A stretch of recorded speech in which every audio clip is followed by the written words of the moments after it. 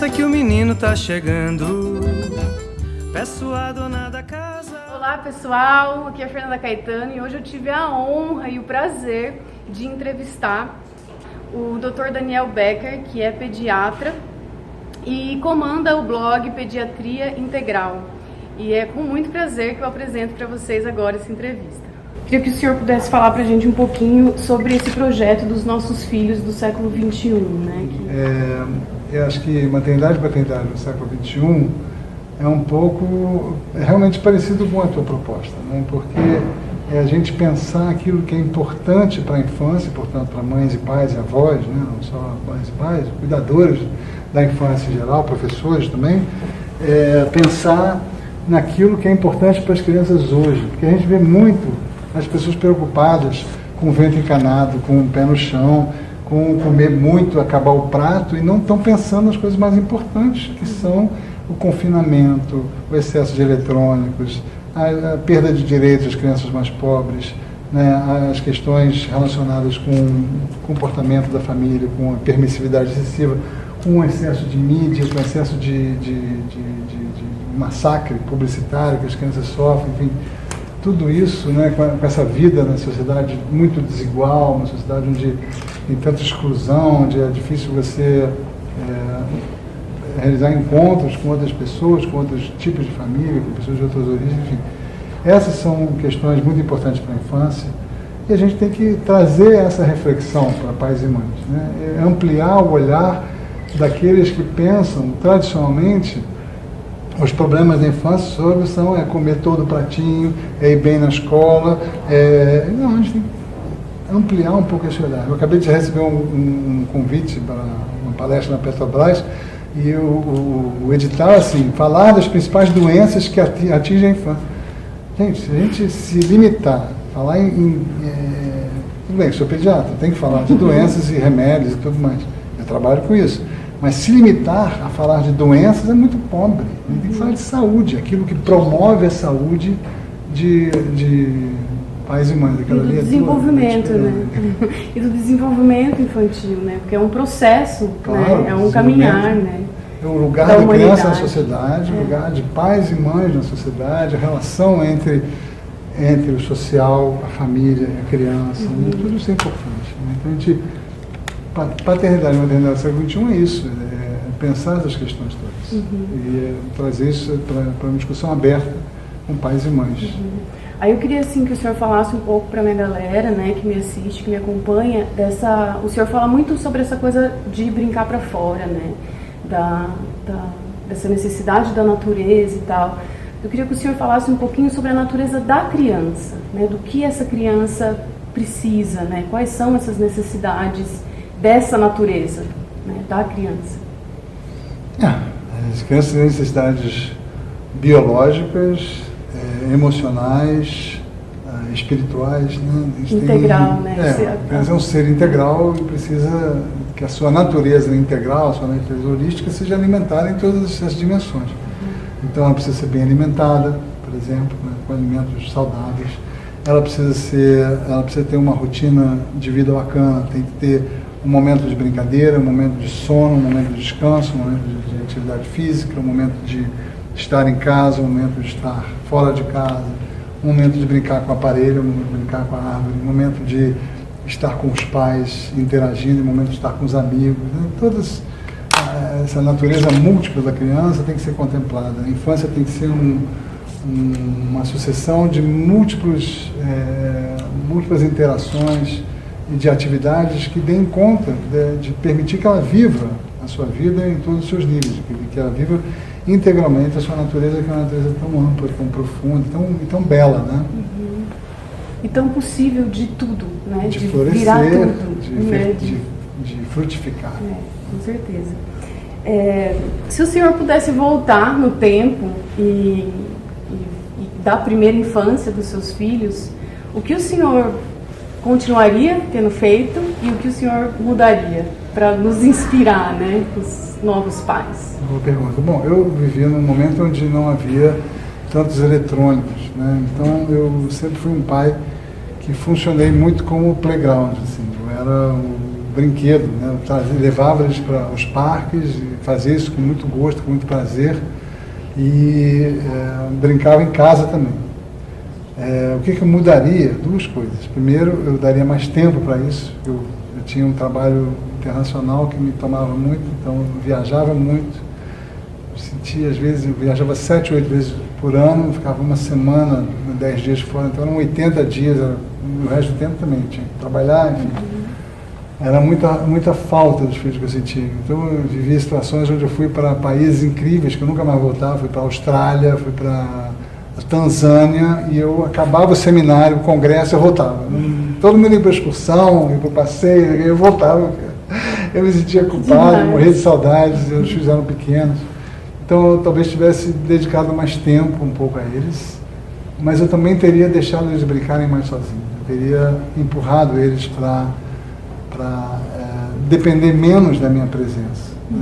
Depender menos das minhas interações, jogar eles sozinho com bicho, com planta, com outras crianças e quebrar a cara, exatamente. E eu me lembro que meu filho tinha uma dificuldade social muito grande, ele era muito tímido, então eu tentava desbravar os grupos de crianças para tentar encaixar eles. Isso está errado, né?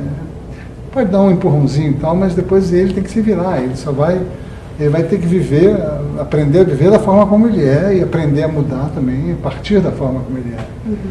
Então talvez eu tivesse interagido um pouco menos nesse sentido, levado eles para situações de brinquedo, de brincar, mas deixar eles um pouco mais livres.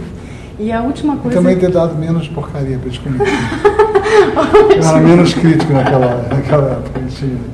A gente tinha uma disputa com a minha mulher, minha ex-mulher, que ela aceitava qualquer coisa, tentava impor, então a gente tinha uma certa tensão da alimentação. E eu tenho um filho que come tudo e uma filha de 19, 20 que até hoje tem certas dificuldades alimentares, mas é por culpa dos pais. Que bom, né? Eu queria ser menos conflitivo nesse sentido. A gente erra. Cada espelho de pau, né? E até por isso que eu acho que o senhor hoje fala tanto sobre isso, né? Sobre a importância de alimentação, eu sou de alimentar um apologista do combate ao açúcar. E eu fui viciado em açúcar pela minha família, principalmente minha avó, minhas avós. E até hoje eu sou um adicto ao açúcar. Eu preciso comer docinho, biscoito. Se eu vejo na minha frente, eu como. Eu tenho uma espécie de vício mesmo. Tenho que me controlar terrivelmente para evitar o diabetes, evitar esse excesso de comida ruim. É uma tendência minha, um pouco a partir de um vício mesmo que vem lá de trás. Então tem que, a partir desse aprendizado que a gente quer transmitir para o outro a importância, por exemplo, de não viciar as crianças em açúcar, que é o alimento mais nocivo que tem, quer dizer, o elemento mais nocivo da alimentação. Hoje a gente tem essa consciência, né, que antigamente na época não tinha. Né? A gente vive numa cultura muito açucarada. Né? Então, toda a recompensa, todo o sistema de recompensa e prazer da alimentação no Brasil é baseado no doce. No doce da vovó, da mamãe, da tia, no doce mineiro, doce baiano. Né? Então, é uma delícia. Se me derem aqui agora, eu compro. Isso mesmo. E assim, para finalizar, né, o nosso bate-papo, a maioria das pessoas que nos procuram e que entram em contato com a gente, eles trazem a seguinte questão, assim, né, de que eles estão sem paciência, eles não... Chega ali num momento onde está tudo... não sabe o que fazer. Essa é a frase, assim, eu não sei o que fazer. Né? Então, qual seria um conselho, assim, como um primeiro passo para esses pais e para essas mães que estão sem paciência e que não sabem o que fazer? Por onde eles poderiam começar? Em relação a quê? Atividade com criança? Em relação a começar esse caminho de ser um pai, uma mãe mais consciente, né? De estar interagindo mais com os filhos. E como ele poderia, como essa mãe, esse pai poderia começar a trilhar essa jornada, né? Ela vê que, cara, não é legal isso, né? Eu tô gritando, tô perdendo a paciência e tal, mas qual o caminho que você indicaria, aconselharia eles a começarem? Assim? Porque tem muitas coisas para fazer, né? Em primeiro lugar é se informar. Em primeiro lugar é ter um pouco de informação a partir de tantas publicações e sites e livros, sites como o seu, como meu blog e muitas publicações que hoje em dia falam da criação com apego, da importância da brincadeira, da importância da não violência, da educar sem violência, da importância dessas reflexões de brincar livre, de sair de casa, de evitar os excessos, tanto de comida, enfim, se informar e ler sobre os assuntos. Também, conhecimento é o primeiro passo, claro. A partir do conhecimento também tentar fazer pequenas mudanças e comendo pelas beiradinhas, porque a gente não vai revolucionar a vida de uma vez só. A gente tem entender que tem tem coisas um tempo,